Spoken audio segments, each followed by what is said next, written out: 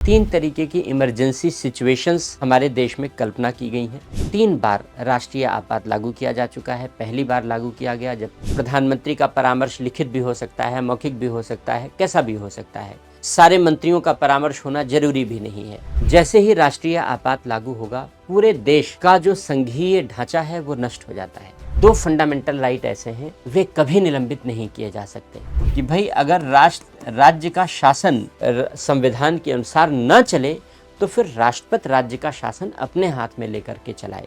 राष्ट्रीय आपातकाल है, वहां विशेष बहुमत की जरूरत है, लेकिन ये जो आपातकाल है यहाँ केवल साधारण बहुमत की जरूरत है। राष्ट्रपति शासन में केवल साधारण बहुमत की जरूरत है। देश में, संघ में और राज्यों में अलग अलग दलों की सरकारें रही हैं, तो राष्ट्रपति शासन का राज्य की सरकारों को बर्खास्त करने के लिए दुरुपयोग किया जाता रहा। ये बेसिक रीजन रहा। हेलो बच्चों, कैसे हैं आप लोग? संभव की इस श्रृंखला में आपका फिर से स्वागत है और हम लोग आज इमरजेंसी प्रोविजंस के विषय में पढ़ने जा रहे हैं। 17th लेक्चर है हमारा। आपातकालीन प्रावधानों के विषय में हम लोग पढ़ेंगे संविधान में। तो जितने भी इमरजेंसी प्रोविजंस हैं कॉन्स्टिट्यूशन में, उन इमरजेंसी प्रोविजंस, 3 तरीके की इमरजेंसीज दी गई हैं हमारे संविधान में। उन सारी 3 तरीके की इमरजेंसी प्रोविजंस के विषय में हम लोग पढ़ेंगे।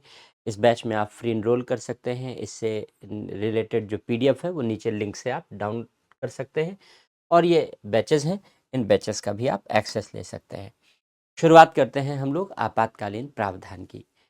तो आपातकालीन प्रावधान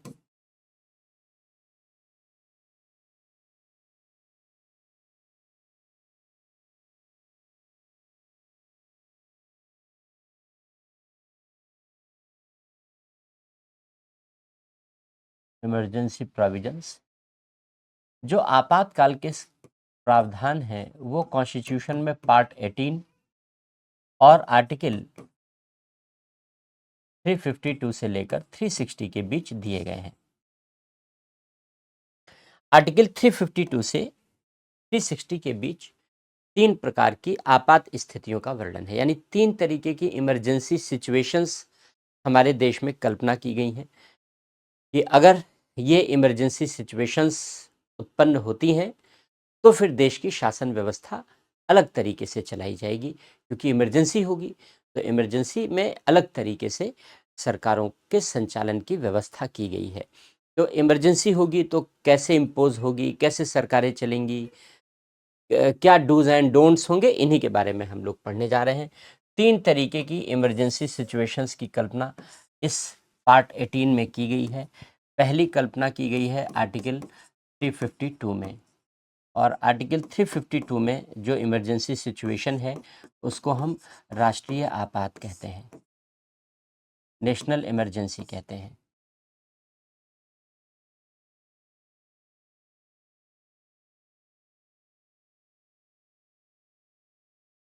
आर्टिकल 356 में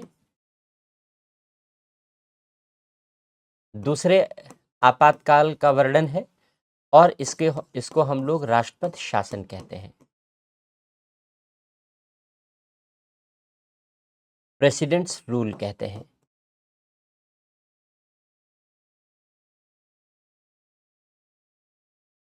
और जो तीसरा आपात है बच्चों, तीसरे आपातकाल की कल्पना आर्टिकल 360 में की गई है, इसको हम लोग वित्तीय आपात कहते हैं।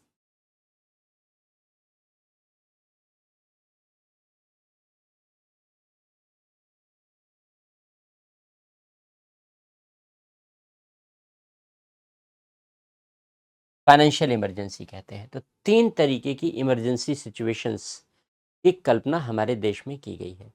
अब कैसे ये तीनों इमरजेंसी सिचुएशंस उत्पन्न हो सकती हैं, कब कब उत्पन्न हो सकती हैं, कैसे लगाई जाती हैं, कैसे हटाई जाती हैं, क्या इनके परिणाम होते हैं, इन सब के बारे में हम लोग चर्चा करने जा रहे हैं।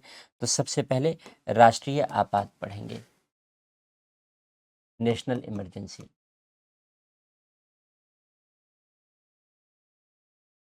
राष्ट्रीय आपात की उद्घोषणा तब की जा सकती है जब युद्ध या बाह्य आक्रमण, एक्सटर्नल एग्रेशन,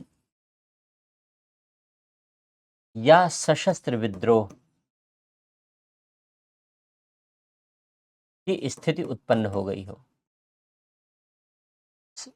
जो सशस्त्र विद्रोह शब्द है ये ओरिजिनल कॉन्स्टिट्यूशन में नहीं था, ये 44वें संविधान संशोधन 1978 द्वारा जोड़ा गया आंतरिक अशांति के आधार पर, क्योंकि इसके पहले आंतरिक अशांति शब्द का प्रयोग था यहाँ पर। तो आंतरिक अशांति के स्थान पर शामिल किया गया। तो ये तीन आधार हैं, ये तीन आधार हैं जिन आधारों पर राष्ट्रीय आपात लागू किया जा सकता है। युद्ध, भारत का दूसरे देश के साथ युद्ध चल रहा हो, बाहरी हमला हो गया हो, या हथियारों के साथ देश में विद्रोह हो गया हो, हथियारबंद विद्रोह, सशस्त्र विद्रोह। इन तीन आधारों पर राष्ट्रीय आपात लागू किया जा सकता है। अब तक 3 बार राष्ट्रीय आपात लागू किया जा चुका है। पहली बार लागू किया गया जब चीन ने भारत पर हमला किया 1962 में, 1968 तक चला। दूसरी बार लागू किया गया जब पाकिस्तान से फिर युद्ध हुआ 1971 में, तो 1977 तक चला। इसी दौरान 1975 में आंतरिक अशांति के आधार पर राष्ट्रीय आपात लागू कर दिया गया, यानी 1975 से 77 इन 2 वर्षों में लगभग 2 आधारों पर राष्ट्रीय आपात लागू रहा, एक आंतरिक अशांति के आधार पर और एक जो 1971 में युद्ध के आधार पर लागू कर दिया गया था। इसका मतलब ये है कि एक ही समय में एक से अधिक आधारों पर राष्ट्रीय आपात की उद्घोषणा की जा सकती है, क्योंकि अलग अलग घोषणाओं के अलग अलग परिणाम हो सकते हैं। एक बात। दूसरी बात, केवल यह आवश्यक नहीं है कि ऐसी सिचुएशंस उत्पन्न हो गई हो तभी राष्ट्रीय आपात लगाया जाएगा। केवल इन सिचुएशंस के उत्पन्न होने की आशंका मात्र के आधार पर राष्ट्रीय आपात लागू किया जा सकता है। केवल इनकी सिचुएशन उत्पन्न हो गई, उत्पन्न होने की आशंका हो, तो केवल इस आधार पर। जैसे जब 1975 में आंतरिक अशांति के आधार पर राष्ट्रीय आपात लागू किया गया, तो ऐसी कोई सिचुएशन उत्पन्न थी नहीं, केवल आशंका थी कि हमारे देश में आंतरिक अशांति उत्पन्न हो सकती है। आंतरिक अशांति उत्पन्न हो सकती है, इस आधार पर 1975 में नेशनल इमरजेंसी इम्पोज कर दी गई। और हम लोग जानते हैं कि उसे हम लोग डेमोक्रेसी का काला अध्याय कहते हैं, क्योंकि ऐसी कोई सिचुएशन भारत में थी नहीं और गलत तरीके से आकलन करके इमरजेंसी इम्पोज की गई। नागरिक अधिकारों का कठोरता से दमन किया गया, लोगों के अधिकारों का कठोरता से दमन किया गया। तो ये एक दुरुपयोग था इमरजेंसी प्रोविजंस का, जो 75 से 77 के बीच में रहा। इसीलिए जब सत्ता परिवर्तन हुआ तो दोबारा कोई सरकार आंतरिक अशांति की इस तरीके से दुरुपयोग न कर सके, इसलिए आंतरिक अशांति शब्द को हटा दिया गया। जो इंटरनल डिस्टर्बेंस शब्द है, इस इंटरनल डिस्टर्बेंस शब्द को ही रिप्लेस कर दिया गया, हटा दिया गया कि अब आंतरिक अशांति के आधार पर राष्ट्रीय आपात लागू ही नहीं होगा। आंतरिक अशांति के बजाय सशस्त्र विद्रोह शब्द को शामिल कर दिया गया कि अब आंतरिक अशांति के बजाय सशस्त्र विद्रोह के आधार पर राष्ट्रीय आपात लागू किया जा सकेगा। तो एक ही आधार पर, एक ही समय पर, एक से अधिक आधारों पर या एक आधार पर राष्ट्रीय आपात की उद्घोषणा की जा सकती है। राष्ट्रीय आपात की उद्घोषणा एक साथ पूरे देश में भी की जा सकती है, टुकड़ों टुकड़ों में भी की जा सकती है। पहले किसी हिस्से में लगा दिया, फिर किसी हिस्से में लगा दिया, और ऐसे ही वापस भी लिया जा सकता है। पूरे देश से एक साथ वापस ले सकते हैं या टुकड़ों टुकड़ों में वापस ले सकते हैं। पहले किसी हिस्से से वापस ले लिया, फिर किसी हिस्से से वापस ले लिया, इस तरीके से इम्पोज किया जा सकता है। कैसे लगाया जाएगा, घोषणा कैसे की जाएगी? स्वाभाविक सी बात है, राष्ट्रीय आपात की घोषणा राष्ट्रपति के द्वारा की जाएगी। सारी आपात घोषणाएं राष्ट्रपति के द्वारा की जाएंगी, लेकिन राष्ट्रपति विवेक से कार्य करता नहीं है, तो राष्ट्रपति, यहाँ पर राष्ट्रपति के लिए शर्त रख दी गई। शर्त ये रख दी गई कि जब प्रधानमंत्री सहित संपूर्ण मंत्रिमंडल लिखित परामर्श दे। ये शर्त कॉन्स्टिट्यूशन में केवल एक जगह है, बाकी तो राष्ट्रपति मंत्रिपरिषद के परामर्श से कार्य करता है या प्रधानमंत्री के परामर्श से कार्य करता है। तो प्रधानमंत्री का परामर्श लिखित भी हो सकता है, मौखिक भी हो सकता है, कैसा भी हो सकता है। सारे मंत्रियों का परामर्श होना जरूरी भी नहीं है, लेकिन चूंकि आंतरिक अशांति के आधार पर दुरुपयोग किया गया, दोबारा ना हो सके, इसलिए ये शर्त रख दी गई कि राष्ट्रपति राष्ट्रीय आपात की उद्घोषणा तभी कर सकता है जब प्रधानमंत्री सहित संपूर्ण मंत्रिमंडल लिखित रूप में राष्ट्रपति को ऐसा करने के लिए कहे। तो एक ही बार पूरे कॉन्स्टिट्यूशन में कैबिनेट शब्द का प्रयोग आया है और वो आर्टिकल 352 में आया है। Otherwise constitution council of minister की बात करता है, मंत्रिपरिषद की बात करता है, मंत्रिमंडल की बात नहीं करता। हालांकि मंत्रिमंडल का सृजन होता है, एक अनौपचारिक संस्था के रूप में प्रयोग की जाती है मंत्रिमंडल। तो प्रधानमंत्री सहित संपूर्ण मंत्रिमंडल लिखित रूप में परामर्श दे। कब तक किया जाएगा, समयावधि क्या होगी? 1 माह के लिए होगा। जब लागू किया जाएगा तो 1 महीने के लिए लागू किया जाएगा। इस 1 महीने के भीतर अगर संसद का अनुमोदन हो जाए तो 6 माह तक बढ़ाया जा सकता है, यानी 5 माह और बढ़ जाएगा, 6 महीने तक लागू किया जा सकता है, एंड सो ऑन। इसी तरीके से जब तक संसद चाहे तब तक बढ़ा सकती है, कोई मैक्सिमम टाइम लिमिट नहीं है, मैक्सिमम टाइम लिमिट नहीं है। लेकिन शर्त यह है कि एक बार में 6 महीने के लिए ही बढ़ेगा आपातकाल, तो 6-6 महीने के टुकड़ों में बढ़ाया जा सकता है, जब तक जरूरत है तब तक बढ़ाया जा सकता है, कोई मैक्सिमम टाइम लिमिट नहीं है। संसद अनुमोदन कैसे करती है? संसद अनुमोदन करती है विशेष बहुमत से। विशेष बहुमत में भी कौन सा बहुमत? दोहरा बहुमत, पहले भी हम लोगों ने चर्चा की है। इसका मतलब यह है कि संसद का प्रत्येक सदन अपने उपस्थित और मतदान करने वाले सदस्यों के कम से कम 2/3 बहुमत से ऐसे प्रस्ताव को पारित करेगा। कम से कम उपस्थित और मतदान करने वाले सदस्यों के कम से कम 2/3 बहुमत से ऐसा प्रस्ताव पारित करेगा, और यह प्रस्ताव उस सदन के कुल संख्या के बहुमत से कम नहीं होना चाहिए। यानी ये दोनों कंडीशन एक साथ सेटिस्फाई होनी चाहिए, तभी राष्ट्रीय आपात 1 महीने के बाद बढ़ाया जा सकेगा पहली बार, और इसके बाद हर 6-6 माह पर बढ़ाने के लिए इसी प्रकार के अनुमोदन की आवश्यकता होगी। कोई मैक्सिमम टाइम लिमिट नहीं है। जब चाहे तब वापस लिया जा सकता है, लेकिन राष्ट्रपति वापस लेगा। राष्ट्रपति द्वारा जब भी परामर्श दे दिया जाए, जब भी परामर्श आ जाए तो राष्ट्रपति वापस ले सकता है। अन्यथा दूसरा तरीका है कि अगर लोकसभा ऐसा प्रस्ताव साधारण बहुमत से पारित कर दे, यानी सरकार न लेना चाहे वापस, सरकार वापस न लेना चाहे, वो राष्ट्रपति को सलाह न दे, तो अगर लोकसभा साधारण बहुमत से वापस लेने का प्रस्ताव पारित कर दे, लोकसभा, संसद नहीं, अनुमोदन करने में संसद का अधिकार है, तो वापस लेने में केवल लोकसभा, तो अगर लोकसभा साधारण बहुमत से वापस लेने का प्रस्ताव पारित कर दे तो वापस लेना पड़ेगा। लेकिन लोकसभा पारित कैसे करेगी? लोकसभा में ऐसा प्रस्ताव मिनिमम 1/10 सदस्यों के हस्ताक्षर से पेश किया जाएगा। लोकसभा के 1/10 सदस्यों का समर्थन होना चाहिए ऐसे प्रस्ताव को, और ऐसा प्रस्ताव राष्ट्रपति को दिया जाएगा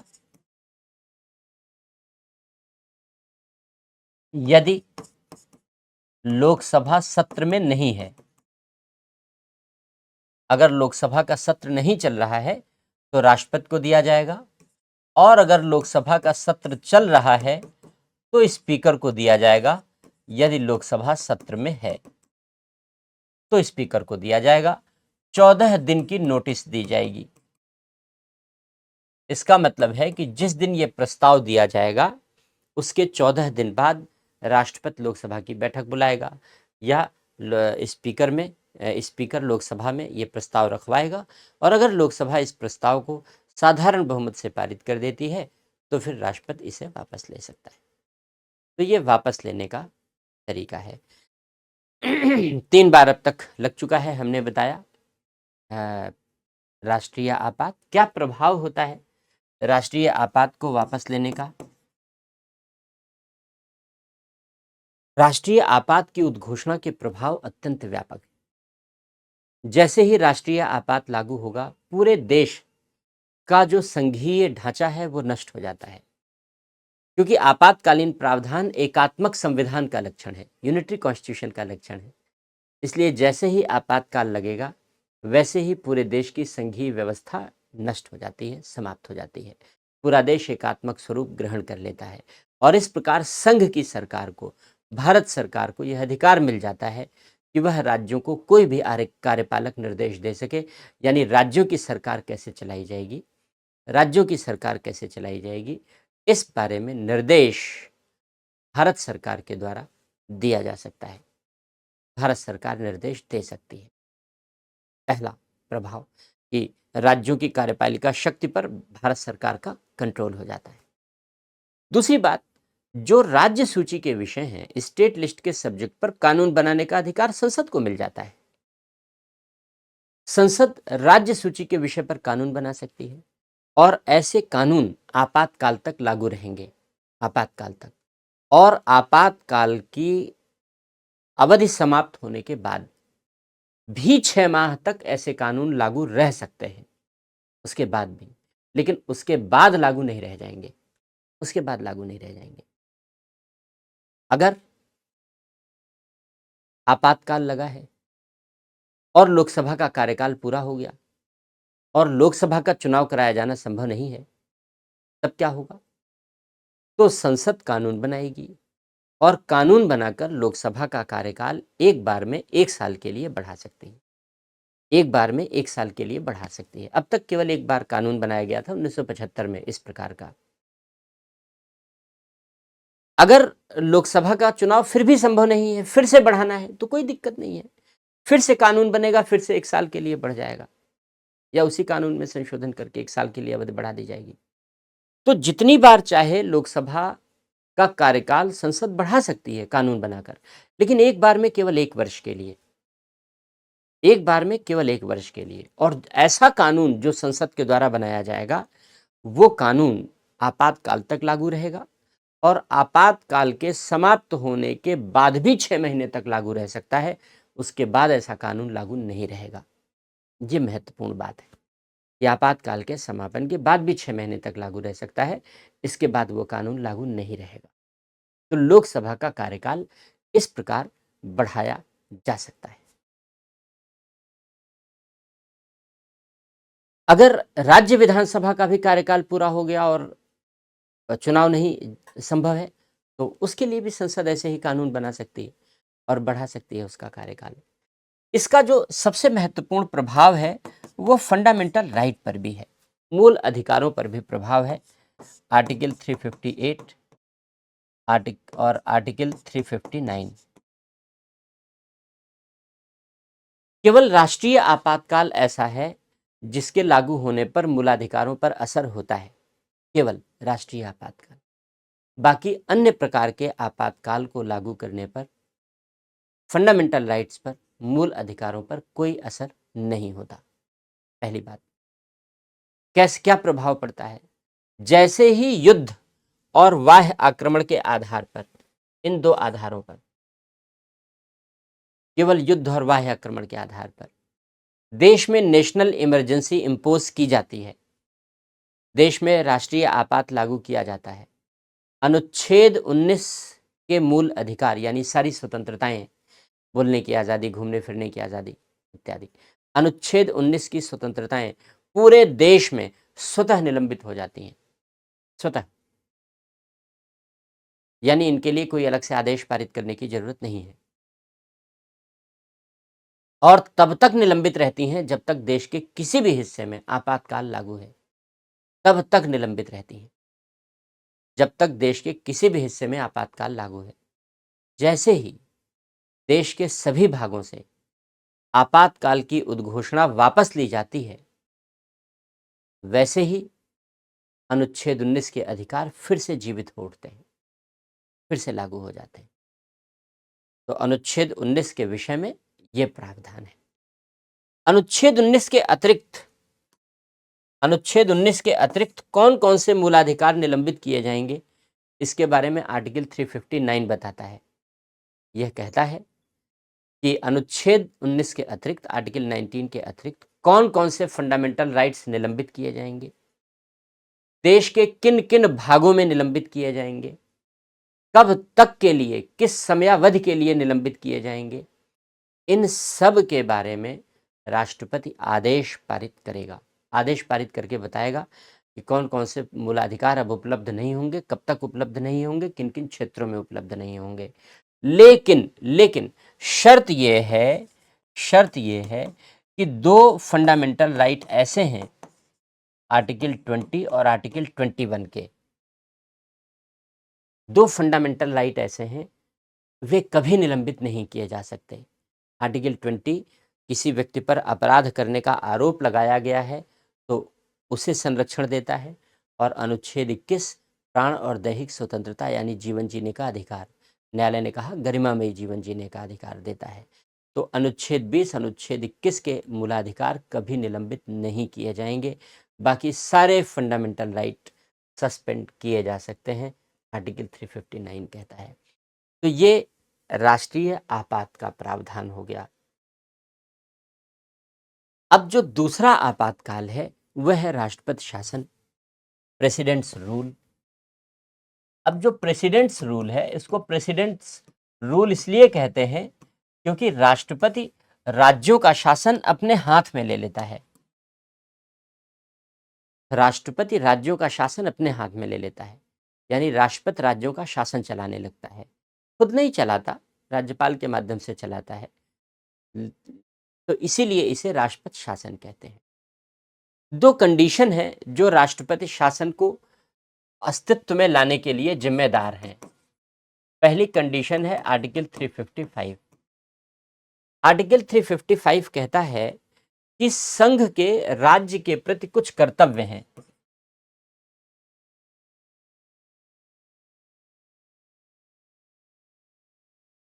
संघ के राज्य के प्रति कुछ कर्तव्य हैं। क्या कर्तव्य हैं? पहली बात, बाहरी हमलों से रक्षा।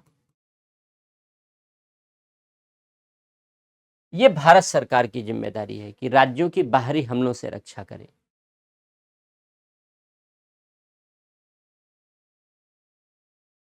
दूसरा, आंतरिक अशांति से रक्षा। इंटरनल डिस्टरबेंस ना होने पाए, राज्यों में इंटरनल डिस्टरबेंस, आंतरिक अशांति ना होने पाए, तो उस आंतरिक अशांति से रक्षा हो। और तीसरी बात, राज्य में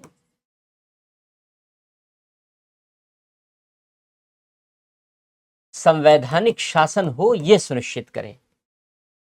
राज्य में संवैधानिक शासन हो, इसका अर्थ यह है कि राज्य का शासन संविधान की मान्यताओं के अनुरूप चले, संविधान के अनुरूप चले, संविधान का उल्लंघन ना हो राज्य में। यह देखना भारत सरकार की जिम्मेदारी है। इसीलिए आर्टिकल 356 भारत सरकार को यह अधिकार देता है कि यदि ऐसा लगता है कि राज्य में संविधान का पालन नहीं हो रहा है या राज्य का शासन संविधान के अनुसार नहीं चल रहा है, तो राष्ट्रपति राज्य का शासन अपने हाथ में ले सकता है, ऐसा कर सकता है। आर्टिकल 365, आर्टिकल 365 कहता है कि भारत सरकार अगर राज्य सरकारों को कोई निर्देश जारी करती है, आर्टिकल 256, आर्टिकल 257, इन सब के अंतर्गत भारत सरकार राज्य सरकारों को कोई निर्देश दे सकती है। तो अगर भारत सरकार ने राज्य सरकारों को कोई निर्देश दिया है तो राज्य सरकारों को उसका पालन करना होगा, न करे तो अगर राज्य सरकारें उसका पालन न करें तो आर्टिकल 365 ये कहता है कि भारत सरकार ये मान ले कि राज्य में संविधान असफल हो गया है या राज्य का शासन संविधान के अनुसार चलाया नहीं जा सकता। इसका मतलब यह है कि राष्ट्रपति राज्य का शासन अपने हाथों में ले सकता है। तो आर्टिकल 355 और 365 ये बताता है कि कब कब ऐसे अवसर होंगे जब राज्य का शासन संविधान के अनुसार नहीं चल सकता, और अगर राज्य का शासन संविधान के अनुसार नहीं चल सकता तो क्या होगा? तो आर्टिकल 356 बताता है, अनुच्छेद 356 बताता है कि भाई अगर राज्य का शासन संविधान के अनुसार न चले तो फिर राष्ट्रपति राज्य का शासन अपने हाथ में लेकर के चलाए कुछ समय के लिए। तो इसी बात को आर्टिकल 356 कहता है कि यदि राष्ट्रपति को समाधान हो जाए, राष्ट्रपति को समाधान हो जाए, राष्ट्रपति संतुष्ट हो जाए, समाधान हो जाए, किस बात से संतुष्ट हो जाए? कि राज्य में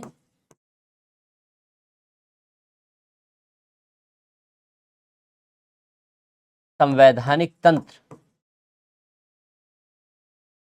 असफल हो गया है, ये समाधान हो जाए कि राज्य में संवैधानिक तंत्र असफल हो गया है। इसका मतलब है कि राज्य का शासन संविधान के मुताबिक चलाया नहीं जा सकता। इसका मतलब यह है कि राज्य का शासन संविधान के मुताबिक चलाया नहीं जा सकता। कैसे समाधान हो जाए? राष्ट्रपति को कैसे पता चले? राज्यपाल से रिपोर्ट प्राप्त होने या अन्यथा राज्य का राज्यपाल या तो राष्ट्रपति को रिपोर्ट भेजे, और अगर राज्य का राज्यपाल राष्ट्रपति को रिपोर्ट नहीं भेजता है तो उसके अलावा भी अगर राष्ट्रपति को समाधान हो जाए, राष्ट्रपति को यह पता लग जाए कि राज्य का शासन संविधान के अनुसार नहीं चल सकता। राष्ट्रपति को पता लगने का मतलब मंत्रिपरिषद को पता लग जाए, क्योंकि राष्ट्रपति मंत्रिपरिषद के परामर्श से ऐसा करेगा। यहाँ मंत्रिमंडल नहीं है, यहाँ लिखित परामर्श नहीं है। लिखित परामर्श और मंत्रिमंडल का परामर्श केवल 352 के लिए है, 352 के लिए है, 356 के लिए नहीं है, नहीं है, नहीं है। यहाँ मंत्रिपरिषद का परामर्श है, यानी प्रधानमंत्री का परामर्श है, लिखित मौखिक कैसा भी। और राष्ट्रपति मंत्रिपरिषद के परामर्श से राष्ट्रपति शासन की उद्घोषणा कर सकता है। कैसे करता है? राष्ट्रपति यह घोषणा करता है कि वह राज्य का शासन अपने हाथों में ले रहा है, राज्य का शासन अपने हाथों में ले रहा है। तो फिर ऐसी दशा में राज्य का शासन राष्ट्रपति राज्यपाल के माध्यम से चलाने लगता है। तो वास्तविक सत्ता राज्यपाल के हाथों में चली जाती है, मुख्यमंत्री का अस्तित्व खत्म हो जाता है, मुख्यमंत्री का पद समाप्त हो जाता है। कब तक के लिए लागू होता है? समयावधि क्या है? प्रारंभ में 2 माह के लिए लागू होगा, प्रारंभ में 2 महीने के लिए लागू होगा, लेकिन संसद अनुमोदन कर देगी, संसद के अनुमोदन से 6 माह तक लागू हो जाएगा। संसद के पुनः अनुमोदन से अग्रिम 6 माह, अगले 6 माह तक लागू हो जाएगा। संसद पारित कर देगी तो 6 महीने तक लागू होगा। और संसद यहां पारित कैसे करेगी? साधारण बहुमत से। अनुमोदन मतलब पारित करना, साधारण बहुमत। अब देखो, जो राष्ट्रीय आपातकाल है, राष्ट्रीय आपातकाल है, वहां विशेष बहुमत की जरूरत है, विशेष बहुमत की जरूरत है। लेकिन ये जो आपातकाल है, यहां केवल साधारण बहुमत की जरूरत है। राष्ट्रपति शासन में केवल साधारण बहुमत की जरूरत है। तो संसद साधारण बहुमत से पारित करके इसे 6 माह तक के लिए बढ़ा सकती है, पुनः अनुमोदन करके 6 माह के लिए बढ़ा दी जाएगी। यानी टोटल 1 वर्ष हो गया ना, 6 महीने। 1 वर्ष बाद, 1 वर्ष बाद अब तभी बढ़ाया जाएगा, तभी बढ़ाया जाएगा जब आपातकाल लागू हो और निर्वाचन आयोग ये प्रमाणित करे कि निर्वाचन संभव नहीं है। निर्वाचन आयोग लिखित रूप से प्रमाणित करे, लिखित रूप से प्रमाण पत्र दे कि भाई चुनाव कराना इन दशाओं में अभी संभव नहीं है। तो अगर आपातकाल लागू है और इलेक्शन कमीशन ये बताए कि चुनाव कराना संभव नहीं है, जब ये दोनों कंडीशन एग्जिस्ट करेंगी बच्चों, तभी राष्ट्रपति शासन 1 वर्ष से अधिक बढ़ाया जा सकता है, अन्यथा नहीं, अन्यथा नहीं। अच्छा, मान लो दोनों कंडीशन एग्जिस्ट करती हैं, तो दोनों कंडीशन एग्जिस्ट करने के बाद फिर इसे बढ़ाया जा सकता है। कब के लिए बढ़ाया जाएगा? 6 माह के टुकड़ों में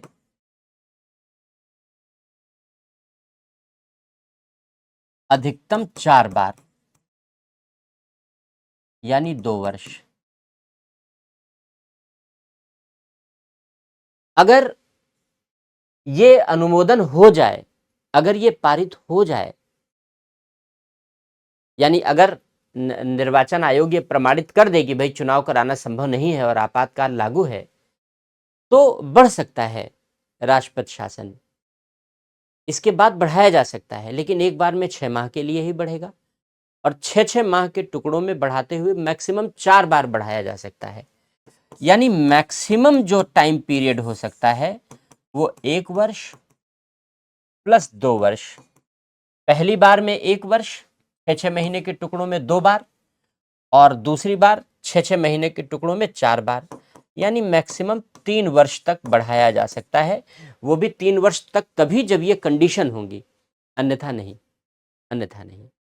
तो इस तरीके से ये आपातकाल लागू होता है। पंजाब इसका एक्सेप्शन है, पंजाब में 5 साल तक हो सकता है, क्योंकि संविधान संशोधनों के माध्यम से ये चेंजेस लाए गए हैं। क्योंकि सबसे ज़्यादा दुरुपयोग राष्ट्रपति शासन का हुआ है। अब तक 136 बार लगभग राष्ट्रपति शासन देश में लागू किए जा चुके हैं और अधिकांश अवसरों पर, अनेक अवसरों पर राष्ट्रपति शासन का दुरुपयोग किया गया है। यानी इस बात का अनुमान गलत लगाया गया है कि राज्यों में संवैधानिक मशीनरी असफल हो गई है, और यही कारण है कि इसने संघ और राज्यों के बीच तनाव के अवसर भी उत्पन्न किए हैं। हालांकि अब उच्चतम न्यायालय के निर्णय के बाद इसके दुरुपयोग की संभावनाएं क्षीण हो गई हैं, क्योंकि उच्चतम न्यायालय ने एसआर बोम्मई का केस है, एसआर बोम्मई बनाम भारत संघ के मामले में उच्चतम न्यायालय ने निर्णय दिया कि जब भी राष्ट्रपति शासन लागू करने का कोई निर्णय होगा तो राष्ट्रपति उसका न्यायिक पुनर्विलोकन कर सकता है, और अगर गलत आधारों पर राष्ट्रपति शासन लागू किया गया है तो इस निर्णय को रद्द किया जा सकेगा, और अगर राज्य विधानसभा भी भंग हो चुकी है तो उसको जीवित भी किया जा सकेगा। तो उच्चतम न्यायालय के इस एग्रेसिव रोल के कारण, जिसको हम लोग जुडिशियल एक्टिविज्म कहते हैं, उच्चतम न्यायालय के इस एग्रेसिव रोल के कारण, इस जुडिशियल एक्टिविज्म के कारण अब राष्ट्रपति शासन के दुरुपयोग पर अंकुश लगा है। क्यों राष्ट्रपति शासन का दुरुपयोग होता था? प्रभाव क्या है इसका? सबसे पहला और सबसे महत्वपूर्ण प्रभाव है कि जैसे ही राष्ट्रपति शासन लगता है वैसे ही राज्य की सरकार बर्खास्त कर दी जाती है, यानी मुख्यमंत्री का पद समाप्त हो जाता है। मुख्यमंत्री और मंत्रिपरिषद कार्य करना बंद कर देती है। तो मुख्यमंत्री और मंत्रिपरिषद कार्य करना बंद कर देती है, सरकार बर्खास्त हो जाती है। तो जब भी देश में, संघ में और राज्यों में अलग अलग दलों की सरकारें रही हैं तो राष्ट्रपति शासन का राज्य की सरकारों को बर्खास्त करने के लिए दुरुपयोग किया जाता रहा। ये बेसिक रीज़न रहा और प्रारंभ से ही इसकी नींव पड़ गई। हालांकि आगे चलकर एसआर बोम्मई के जजमेंट के बाद अब इसके दुरुपयोग में धीरे धीरे कमी आ गई है, वरना पहले तो बहुत फ्रिक्वेंटली यूज़ होता था, मिसयूज़ होता था, दुरुपयोग होता था। तो सबसे बड़ा इम्पैक्ट ये है। अब जब राज्य की मंत्रिपरिषद भंग कर दी जाती है, राज्य का मुख्यमंत्री पद समाप्त कर दिया जाता है, तो उसकी सारी ताकत, उसकी सारी सत्ता राज्यपाल में निहित हो जाती है और राज्यपाल राज्य का शासन चलाने लगता है। वह राज्य की सरकार का मुखिया बन जाता है। मुख्य सचिव मुख्यमंत्री जैसी हैसियत प्राप्त कर लेता है, वो राज्यपाल का सलाहकार बन जाता है और उसी के माध्यम से राष्ट्रपति के दिशा निर्देश के अधीन सरकार चलाई जाती है। राज्य विधानसभा जरूरी नहीं भंग की जाए, आवश्यक नहीं है। अब न्यायालय ने यह कहा है कि जब राष्ट्रपति शासन लागू होगा तो मुख्यमंत्री तो हटा दिया जाएगा, सरकार बर्खास्त हो जाएगी, लेकिन सरकार की बर्खास्तगी और राज्य की विधानसभा को भंग करना एक साथ नहीं हो सकता। राज्य की विधानसभा तभी भंग की जा सकती है जब राष्ट्रपति शासन को संसद ने अनुमोदन कर दिया हो। संसद के अनुमोदन से पहले विधानसभा भंग नहीं हो सकती। यह महत्वपूर्ण बात है। अगर विधानसभा भंग हो गई है तो फिर राज्य के लिए कानून कौन बनाएगा? संसद बनाएगी, ऑब्वियसली संसद कानून बनाएगी। और संसद, महत्वपूर्ण बात यह है कि संसद इस समय जो कानून बनाएगी वो हमेशा के लिए लागू रहेगा। राष्ट्रीय आपात में संसद कानून बनाती है, स्टेट लिस्ट के सब्जेक्ट पर तो सीमित अवधि के लिए लागू होता है, पढ़ा हम लोगों ने। लेकिन जब राष्ट्रपति शासन में संसद कानून बनाती है तो बच्चों वो हमेशा के लिए लागू होता है। हाँ, ये बात अलग है कि आगे जब विधानसभा पुनर्जीवित होगी तो वो चाहे उस कानून को बदल सकती है, संशोधन कर सकती है, समाप्त कर सकती है, जैसा करना चाहे। अगर नहीं करती है तो कानून हमेशा के लिए वैध बना रहता है, जो कानून बनाया जाता है इस दौरान संसद के द्वारा। संसद चाहे तो जो विधायी शक्तियां हैं वो राष्ट्रपति या अन्य पदाधिकारी को भी डेलीगेट कर सकती है, सौंप सकती है। राष्ट्रपति शासन का मूलाधिकारों पर कोई प्रभाव नहीं पड़ता। मूलाधिकारों पर प्रभाव केवल राष्ट्रीय आपात का पड़ता है, मैंने पहले ही बताया, तो कोई प्रभाव नहीं पड़ता। इतना ही नहीं, राष्ट्रपति शासन का दुरुपयोग करके न्यायालय की शक्तियों पर भी कोई असर नहीं डाला जा सकता, तो उच्च न्यायालय की शक्तियों पर भी कोई चेंज नहीं हो सकता। तो ये राष्ट्रपति शासन हो गया। हालांकि डॉक्टर अंबेडकर ने जब संविधान सभा में इस पर संदेह जताया गया कि भाई सरकारें तो दुरुपयोग कर सकती हैं, तो डॉक्टर अंबेडकर ने बड़ी सद्भावना पूर्वक कहा कि एक डेड लेटर की तरीके से रहेगा, एक मृत पत्र की तरीके से रहेगा और इसका उपयोग शायद ही कभी होगा, रेयर होगा। उन्हें नहीं पता था कि हमारे देश में राजनीतिक पतन बढ़ने लगेगा और राजनीतिक आधार पर इसका दुरुपयोग शुरू हो जाएगा। हालांकि अब एसआर बम्बई के जजमेंट के बाद इसके दुरुपयोग पर सुप्रीम कोर्ट ने स्वयं अंकुश लगा दिया है। और जो तीसरा और अंतिम आपात है बच्चों, वो है फाइनेंशियल इमरजेंसी, वित्तीय आपात। आर्टिकल 360 हम लोगों ने भी शुरू में पढ़ा। अच्छी बात यह है कि कभी भी लागू नहीं किया गया है और ईश्वर करे कभी ना लागू किया जाए, क्योंकि वित्तीय आपात लागू करना अच्छी बात तो होगी नहीं। फिलहाल कब लागू किया जा सकता है? वित्तीय आपात तब लागू किया जा सकता है जब पूरे देश में या देश के किसी भी हिस्से में वित्तीय अस्थायित्व या वित्तीय साख को खतरा हो।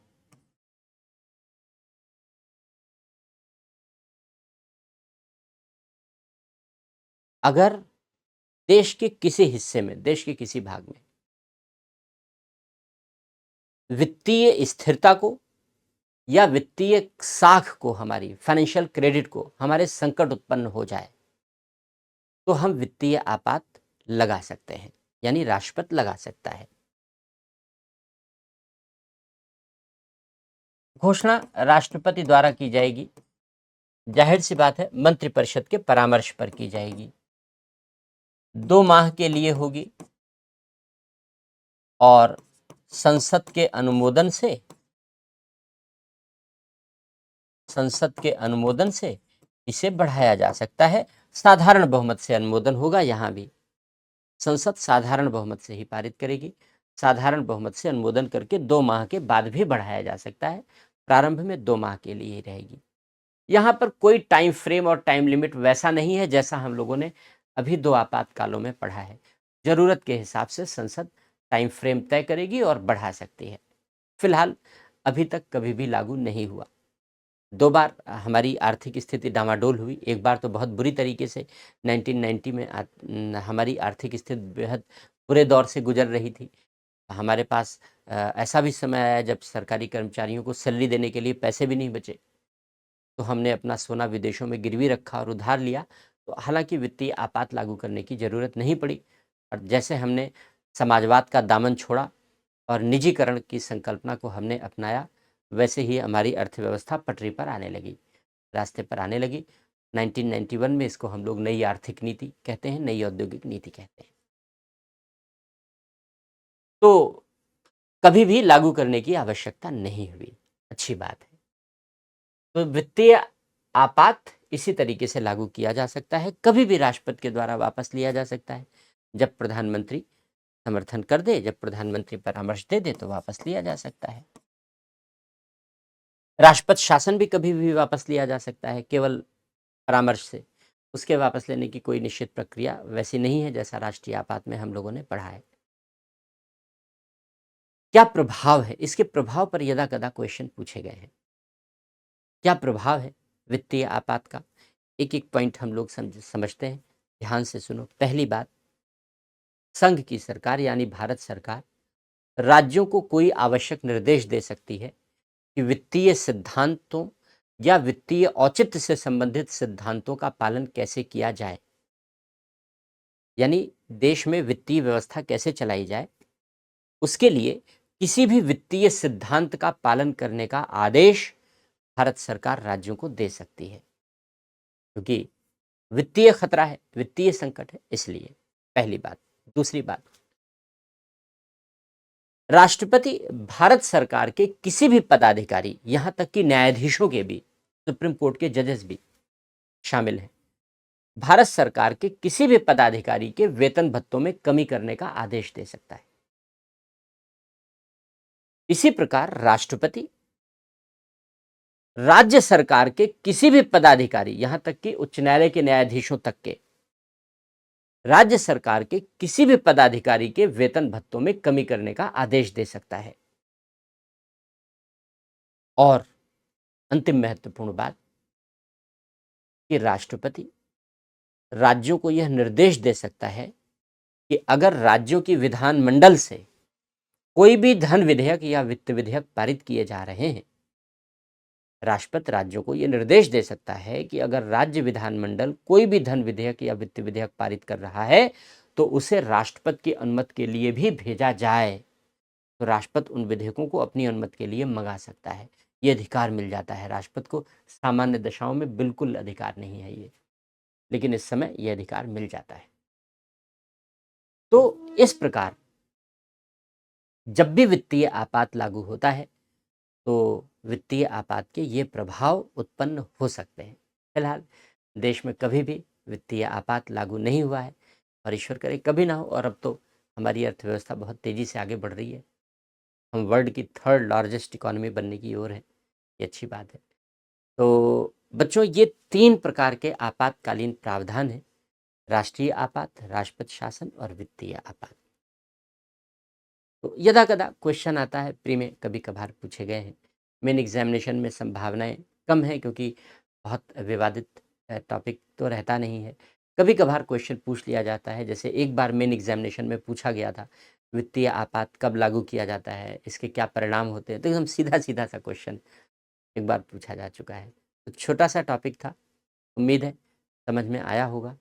तो आज के लिए हम लोग इस टॉपिक को यहीं पर रोकते हैं, फिर नए टॉपिक के लिए फिर से मिलेंगे, नए टॉपिक के साथ नए लेक्चर में। आज के लिए फ़िलहाल इतना ही। Thank you.